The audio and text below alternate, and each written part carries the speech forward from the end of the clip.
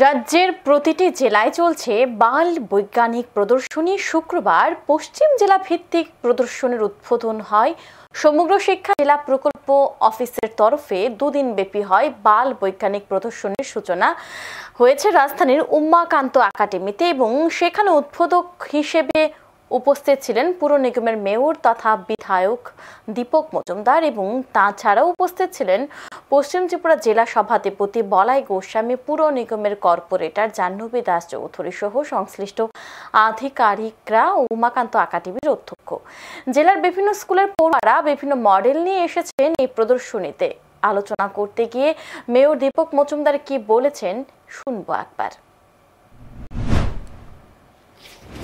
আরো বেশি করে যাতে মডেল দেওয়া যায়, সমৃদ্ধ করা যায়, চিন্তা ভাবনা এগিয়ে নিয়ে যায়, সেক্ষেত্রেও কিন্তু আমাদের যারা দায়িত্বে আছেন তারা সেই কাজটা আমাদের করবেন। উদ্দেশ্য একটাই হচ্ছে যে আমাদের ক্ষুদ্র বিজ্ঞানীদের চিন্তা ভাবনাকে সামনে নিয়ে তাদেরকে মানসিকভাবে এবং ব্যবহারিক জীবনে তাদেরকে সমৃদ্ধ করা, যাতে পরবর্তী সময় আমাদের সমস্ত অংশের মানুষের জন্য একটা কাজে লাগে। তো আমি বলবো যে আজকে ক্ষুদ্র বিজ্ঞানীরা আমাদের রাজ্যে বা আমাদের জেলা যাচ্ছেন, আগামী দিন তারা স্টেট লেভেলে যারা কম্পিটিশনে যাবেন, সেখানে যারা সিলেক্ট হবে।